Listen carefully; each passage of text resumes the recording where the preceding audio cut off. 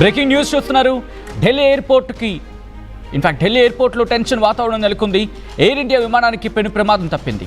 Boeing dream liner విమానంలో technical సమస్య తలెత్తింది. ఢిల్లీ ఎయిర్పోర్ట్ నుంచి సింగపూర్ వెళ్లాల్సింది బోయింగ్ విమానం. టేకాఫ్కి ముందు ఇంజన్లో సాంకేతిక సమస్య తలెత్తింది. 2 గంటల పాటు విమానంలో ప్రయాణికులు నరకాన్ని చూశారు. విమానంలో 200 మంది ప్రయాణికులు ఉన్నారు. టెక్నికల్ సమస్య కారణంగానే ఇష్యూ తలెత్తినట్టుగా ఇటు ఎయిర్ ఇండియా చెప్పుకొచ్చింది. టెక్నికల్ సమస్య పరిష్కరించేందుకు సిబ్బంది తీవ్ర ప్రయత్నాలు కంటిన్యూ చేశారంటూ కూడా చెప్పుకొచ్చింది ఎయిర్ ఇండియా. ఈ నేపథ్యంలో ఈ అంశానికి సంబంధించి రియాక్ట్ అయింది. మరమ్మతులు పూర్తి కాకపోవడంతో ప్రయాణికులను దించేసింది విమాన సిబ్బంది. ఎయిర్పోర్టు అధికారుల తీరుపై ఇటు ప్రయాణికులు మండిపడుతున్నారు. మరి ముఖ్యంగా ఇటు ఆ క్యాబిన్లో ఉక్కపోత ఎక్కువగా అయిపోయింది, టెంపరేచర్ పెరిగిపోయింది, ఎయిర్ కండిషన్ పనిచేయలేదనేది వినిపించే మాట. ఈ నేపథ్యంలోనే ఈ అంశానికి సంబంధించి ప్రయాణికులు ఆందోళన వ్యక్తం చేశారు. దాదాపు 2 గంటల పాటు వాళ్ళు అక్కడే ఉన్నట్టుగా చెప్తున్న పరిస్థితి. ఈ డీటెయిల్ అంశానికి సంబంధించి మాట్లాడుకునే ప్రయత్నం చేద్దాం. ఏకంగా 200 మంది ప్రయాణికులు ఇటు ఢిల్లీ ఎయిర్పోర్ట్లో ఎయిర్ క్రాఫ్ట్ కూలింగ్ గ్లిచ్కి సంబంధించి, అంటే ఆ ఎయిర్ క్రాఫ్ట్లో ఆ టెంపరేచర్ వాతావరణానికి సంబంధించి మెయింటెనెన్స్ చేస్తూ ఉంటారుగా, మరి ముఖ్యంగా అక్కడ కూల్ వాతావరణాన్ని మెయింటైన్ చేయాల్సి ఉంటుంది. ఈ నేపథ్యంలో ప్రస్తుతం ఆ కూలర్ పనిచేయలేదు, ఆ కూలింగ్లో సమస్య తలెత్తింది అంటూ కూడా చెప్పుకొస్తున్న సందర్భం. మరి ముఖ్యంగా 200 మంది ప్యాసింజర్లు ఉన్నారు ఆ విమానంలో. Singapore bound air India flight అది. దాంట్లో ఒక టెక్నికల్ సమస్య తలెత్తింది. ఢిల్లీ ఇందిరాగాంధీ ఇంటర్నేషనల్ ఎయిర్పోర్ట్లో ఈ టెక్నికల్ స్నాగ్ తలెత్తడంతో ఏకంగా 6 గంటలు ఆలస్యమైంది. ఎయిర్ ఇండియా విమానం AI2380 Boeing 7879 dream liner air craft ఇది. మరి ముఖ్యంగా రాత్రి 11 గంటలకు, బుధవారం రాత్రి 11 గంటలకు ఇది టేక్ ఆఫ్ అవ్వాల్సింది. రిమెంబర్, రాత్రి 11 గంటలకు టేక్ ఆఫ్ అవ్వాల్సింది. సుమారుగా 6 గంటల పాటు లేట్ అయిన సందర్భం అంటూ కూడా చర్చ జరుగుతుందంటే అర్థం చేసుకోవచ్చు. ప్యాసింజర్స్ ఎవరైతే అక్కడ సీట్లలో కూర్చున్నారో విమానం ఎక్కిన తర్వాత దాదాపుగా 2 గంటల పాటు అక్కడే ఉన్నారు. ఆ తర్వాత మాల్ ఫంక్షన్ అంటే ఎయిర్ క్రాఫ్ట్కి సంబంధించి ఎయిర్ కండిషనింగ్లో మాల్ ఫంక్షన్ తలెత్తింది. దీంతో ఎలక్ట్రికల్ సిస్టమ్స్ కూడా ఇబ్బందిగా మారాయి, దాంట్లో కూడా మాల్ ఫంక్షన్ ఏర్పడింది. ఈ నేపథ్యంలో ప్రయాణికుడిని విమానం దించేసినట్టుగా తెలుస్తోంది. మరి ముఖ్యంగా క్యాబిన్ టెంపరేచర్ అక్కడ అన్కంఫర్టబుల్గా ఉంది, మరి ముఖ్యంగా చాలా ఎక్కువగా ఉంది.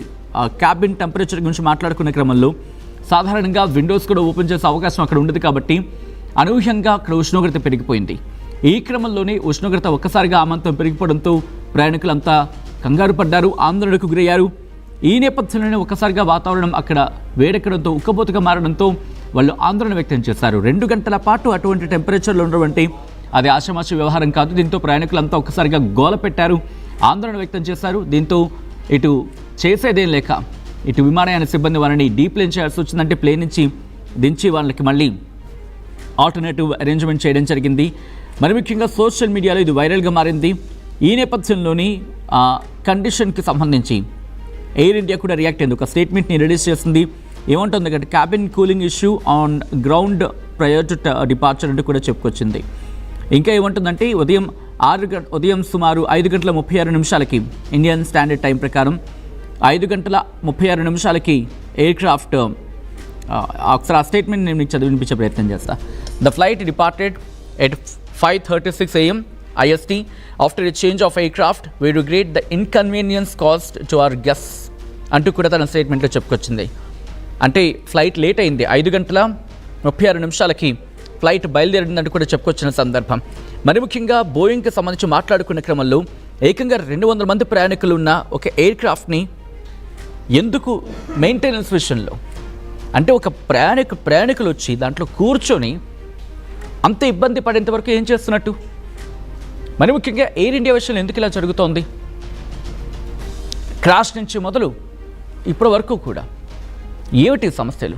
ఏదో ఒక సమస్య తలెత్తుతూనే ఉంటుంది అనే ఒక చర్చ జరుగుతూ ఉంటుంది సోషల్ మీడియా వేదికగా. గత కొన్ని రోజులుగా సోషల్ మీడియాలో చూసినప్పుడు ఇదే అంశానికి సంబంధించి ఎక్కడ మిస్ అవుతోంది? మరి ముఖ్యంగా ఆ టైం గ్యాప్ ఉంటుంది కదా, అంటే ఏ ప్లేన్ అయితే వస్తుందో అదే ప్లేన్ మళ్ళీ తీసుకెళ్లే అవకాశం ఉంటుంది. బట్ దానికి సంబంధించి ఒక సర్టైన్ టైం పీరియడ్ తీసుకుంటారు కదా, ఆ చెకింగ్కి సంబంధించి కావచ్చు, లేకపోతే దానికి తగిన ఆ ప్రమాణాలన్నింటినీ చెక్ చేసుకొని స్టాండర్డ్ ఆపరేషనల్ ప్రొసీజర్ అంటూ ఉంటాం. వీటన్నిటిని చెక్ చేసుకొని వాటిని తనిఖీ చేసుకొని ఆ తర్వాత కదా పంపించేది. 200 మంది ప్రయాణికులున్న విమానంలో సమస్య తలెత్తిందంటే దట్టు ఉదయం అంటే రాత్రి 11 గంటలకు బయలుదేరాల్సిన విమానం ఉదయం 5:36 బయలుదేరింది అంటూ కూడా చర్చ జరుగుతున్న క్రమం. సో ఈ నేపథ్యంలోని ఎందుకు అటువంటి సమస్యలు తలెత్తాయి, అటువంటి ప్రమాదాలు ఎందుకు జరుగుతున్నాయి? ఈరోజు 2 గంటల పాటు వాళ్ళు ఆ ప్లేన్లో ఉండిపోవాల్సిన అవసరం ఎందుకు వచ్చింది? టెంపరేచర్ మెయింటైన్ చేసుకోవాల్సిన సందర్భం సాధారణంగా చెక్ చేసుకుంటూ ఉంటాం కదా.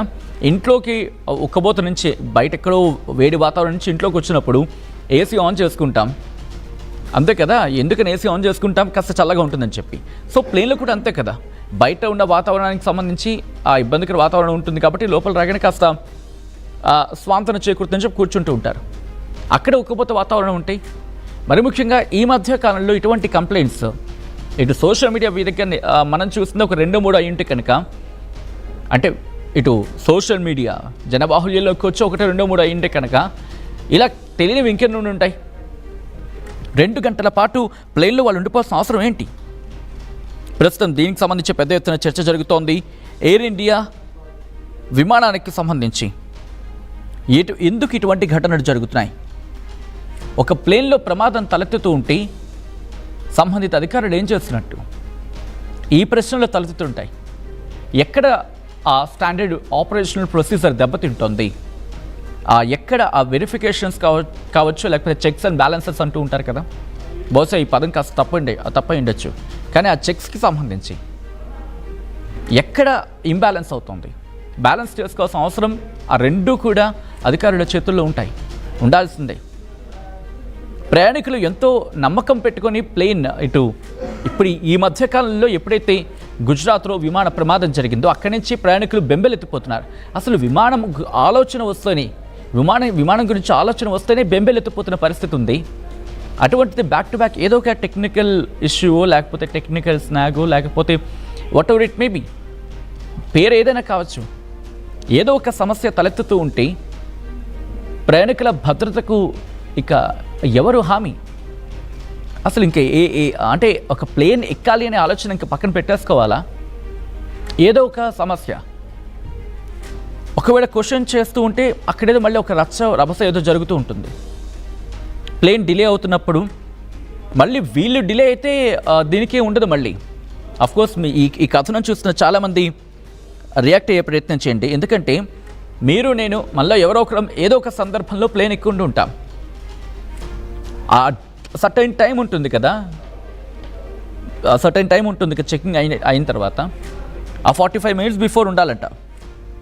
వాళ్ళది లేట్ అయితే మాత్రం తప్పు లేదు, వాళ్ళది లేట్ అయితే మాత్రం దాన్ని ఏదో అంటూ ఉంటారు, భలే కప్పిపుచ్చుకునే ప్రయత్నం జరుగుతూ ఉంటుంది, ఏదో ఒక కారణం చూపించేసి తప్పించుకుంటారు. అదే సర్టెన్ పాసెంజర్, ఒక పర్టికులర్ పాసెంజర్ అది లేట్ అయితే కనుక ఆపుతారా, ఆగుతారా?